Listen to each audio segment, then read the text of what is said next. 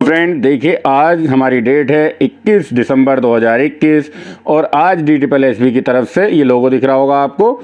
DSSB ने ये notice number 70 release किया है, जिसका पोस्ट कोड है, रिज़ल्ट है ये, जिसका पोस्ट कोड है TGT natural science male. Female का तो ऑलरेडी डिक्लेयर कर चुके थे लास्ट वीक।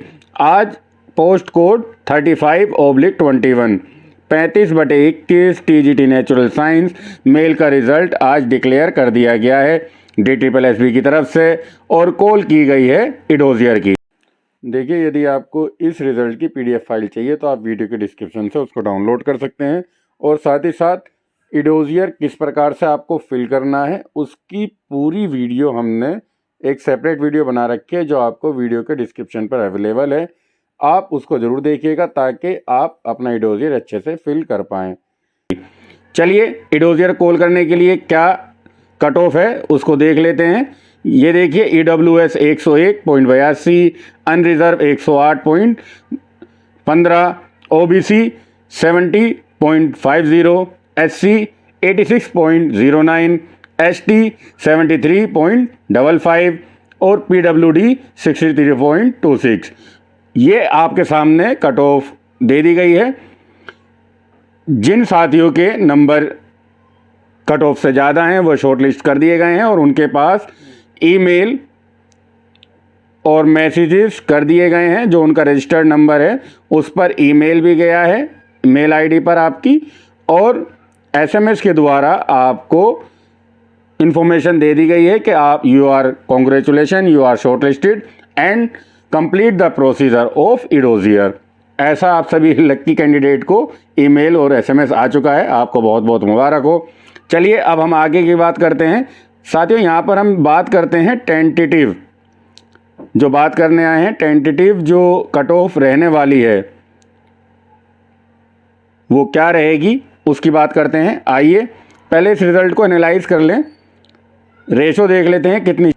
रेशो हम ये चेक करते हैं कि टोटल नंबर ऑफ़ सीट्स कितनी थी और कितने कैंडिडेट यहाँ पर क्वालिफाई हुए हैं, इडोजियर के लिए कितनों को कॉल किया गया है, उस सब का अनुमान लगाने के बाद हम यहाँ पर अपना एक टेंटेटिव रिज़ल्ट अनाउंस करने वाले हैं। चलिए, सबसे पहले बात कर लेते हैं फर्स्ट पॉइंट की। देखिए, सबसे पहले बात करते हैं point number 1, DSSB wide the advertisement number 02/21।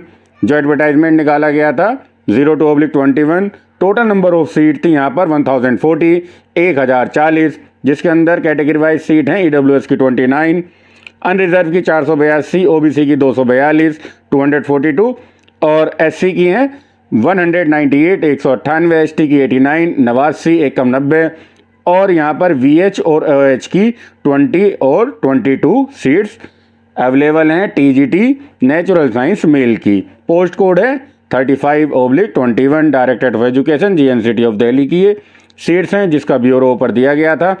अब यहाँ पर देखते हैं जो एग्ज़ाम हुआ था ये 7/9/2021 और 8/9/2021 को एग्ज़ाम हुआ है, यानी कि 2 शिफ्ट में हुआ है। और जाहिर सी बात है, जब एग्ज़ाम 2 शिफ्ट में हुआ है तो 100% नॉर्मलाइजेशन फार्मूले का प्रयोग किया गया है। नॉर्मलाइजेशन यूज़ हुआ है इसके अंदर जब एग्ज़ाम 2 या 2 से बाहर होता है। चलिए आगे की बात कर लेते हैं। टोटल नंबर ऑफ़ कैंडिडेट यहाँ पर आपको दिख रहा होगा 6500 कैंडिडेट्स ने यहाँ पर एग्ज़ाम में अपीयर हुए हैं और उसके बाद जो क्वालिफाई किया है वो हैं 1811 1811 कैंडिडेट ही यहाँ पर क्वालिफाई कर पाए हैं। अब देखिए साथियों, यहाँ पर आपको पता होगा कि 2 और 3 के मल्टीपल में इडोजियर के लिए कॉल की जाती है नंबर ऑफ़ सीट के अकॉर्डिंग। तो नंबर ऑफ़ सीट्स कितनी है यहाँ पर हमारे पास 1040। यदि 1040 के 2 गुना भी बच्चे बुलाए जाते तो ये 2080 होते मिनिमम जो DSSB कॉल करता है, और ये कभी कभी 3 या 2.5 गुना भी बुलाते हैं। अभी फ़िलहाल हम 2 गुना की बात कर लेते हैं। तो डबल कैंडिडेट भी यहाँ पर 2000 कैंडिडेट क्वालिफाई ही नहीं कर पाए इडोजियर के लिए। तो सबसे अच्छी बात यहाँ पर क्या रहने वाली है कि अब जो कट ऑफ है वो बहुत ज़्यादा हायर नहीं जाने वाली है। कट ऑफ बहुत ज़्यादा, ये जो आपको नज़र आ रहे हैं ना इन फिगर्स में, बहुत बड़ा चेंज नहीं होगा। चेंज तो होगा, जाहिर सी बात है कि जब इडोजियर फाइल किया जाएगा, कैंडिडेट नंबर ऑफ सीट्स से ज़्यादा हैं, 1000 सीट्स हैं, 1040 सीट्स हैं, और जो इडोजियर भरे गए हैं 1811। ये टोटल जितने भी क्वालिफाई कैंडिडेट हैं 1811, इन सभी के लिए प्रोविजनली शॉर्टलिस्टेड कर दिए हैं अपलोड करने के लिए डॉक्यूमेंट्स को। अब आगे बात करते हैं। यहाँ पर हमें बिल्कुल क्लियर हो गया है कि नंबर ऑफ सीट्स कितनी है, 1040, कैंडिडेट कितने हैं 1811। जो भी अब हैं यहाँ पर अगर हम कहेंगे तो 2 गुना तो नहीं है, 2 गुना से कम, 80% एक्स्ट्रा कैंडिडेट यहाँ पर लगभग 82-85% यहाँ पर बुलाए गए हैं एक्स्ट्रा। अब कितना डिफ़र हो जाएगा इससे ये रिज़ल्ट फाइनल इडोजियर का जो कट ऑफ आएगी इडोजियर के बाद। अब इडोजियर के बाद जो इडोजियर फिल कर देंगे कैंडिडेट, उसके बाद जो फाइनल कट ऑफ आएगी उसमें कितना चेंज होने वाला है, अब उस पर बात करते हैं। यहाँ पर जो मोस्ट इंपॉर्टेंट चीज़ है आज की इस वीडियो के लिए, देखिए साथियों, जब हम बात कर रहे हैं टेंटेटिव रिजल्ट की तो यहाँ पर हमें अनरिजर्व और ईडब्ल्यूएस कैटेगरी की सबसे पहले कैलकुलेशन कर लेते हैं, क्योंकि ये ईडब्ल्यूएस अनरिजर्व का ही एक पार्ट है। टोटल अनरिजर्व सीट्स का कुछ हिस्सा यहाँ पर ईडब्ल्यूएस कैटेगरी को दिया गया है। यहाँ पर ईडब्ल्यूएस कैटेगरी का कोई भी कैंडिडेट ओबीसी, एससी, एसटी या पीडब्ल्यू कैटेगरी, इन चारों कैटेगरी में कहीं भी नहीं आता है। सब कैटेगरी में या किसी भी तरह दूसरी कैटेगरी से संबंध नहीं होगा, वो संबंधित होगा सिर्फ और सिर्फ अनरिजर्व कैटेगरी से। यदि इन चारों में से कहीं भी ये आ गया, इसके पास एक सर्टिफिकेट कहीं भी इनका बेनिफिट उठा रहा है, तो वो ईडब्ल्यूएस कैटेगरी में नहीं आएगा, हालांकि उसकी इनकम 8 लाख से कम ही क्यों ना हो। तो अब ईडब्ल्यूएस कैटेगरी को और अनरिजर्व कैटेगरी को एक साथ कैलकुलेट कर लेते हैं। यहाँ पर हम मानते हैं कि भाई 1800 में से लगभग 60 to 70% हायर मान लेते हैं, मैक्सिमम चांस लेते हैं कि हैं हमारे पास अनरिजर्व कैटेगरी के। तो 1800 का 70% आएगा 1260। अब इन 1260 कैंडिडेट में ईडब्ल्यूएस और अनरिजर्व की जो सीट है हमारे पास वो हैं 511। अब देखिए कि 511 कैंडिडेट, 1260 कैंडिडेट 511 सीट्स के लिए फ़ाइट करेंगे। यहाँ पर जो 108 आपको ये मेरिट नज़र आ रही है ना इडोजियर के लिए, ये मिनिमम है, बिल्कुल बॉटम पर जो कैंडिडेट होगा उसके 108 नंबर हैं। 1200 लगभग जो ये हैं कैंडिडेट, इसके अंदर सबसे कम जो हैं वो हैं 108। अब 1200 कैंडिडेट जो टॉप में होंगे कहाँ तक, 500 सीट तक, क्योंकि 500 कैंडिडेट यहाँ पर हमें लेने हैं 1200 के टॉप वाले। तो कम से कम भी अगर मैं यहाँ लेता हूँ अपनी कैलकुलेशन के अनुसार, तो यहाँ पर हमें सीधा जो फ़र्क नज़र आ रहा है कि मिनिमम भी ये रहेगा 7 to 8 इंक्रीज़ होनी है ये यूआर। 7 से 8 नंबर यहाँ पर यूआर के आप मान लीजिए, और मैं लेकर चलूँगा मैक्सिमम 8 यहाँ पर। तो 108 और 8 116 मेरे हिसाब से मेरिट जाने वाली है आपकी, मैक्सिमम है ये साथियों, इससे ऊपर नहीं जाने वाली है। अगर आपके 116 से ज़्यादा नंबर हैं अनरिजर्व कैटेगरी में तो आप निश्चिंत हो जाइए, आपका सिलेक्शन 100% होने वाला है। पुराने रिज़ल्ट के अनुसार और दूसरे रिज़ल्ट का जो कैलकुलेशन देखा है उसके सब कुछ एनालाइज करने के बाद यहाँ पर हमारा जो अनुमान आ रहा है वो आ रहा है कि 116 पर आपका सिलेक्शन हो जाएगा। अब बात करते हैं ईडब्ल्यूएस कैटेगरी की।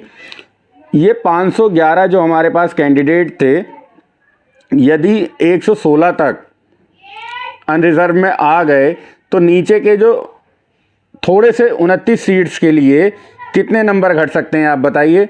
इसी अनरिजर्व कैटेगरी के टोटल कैंडिडेट्स में से 1 या 2 नंबर अगर हम घटा देंगे मैक्सिमम, तो ये 29, लगभग कोई बड़ा फ़र्क यहाँ पर नज़र नहीं आएगा। आप देख लीजिएगा ईडब्ल्यूएस और जनरल के अंदर 1 से 2 नंबर से ज़्यादा का कोई भी 1 से 2 नंबर से ज़्यादा का फ़र्क नहीं रहने वाला है। तो यदि हमारी ये 116 जाती है अनरिजर्व देखिए यदि ये हमारी कैटेगरी 116 जा रही है ना रिजर्व, तो ईडब्ल्यूएस की भी 114 से कम नहीं रहने वाली है।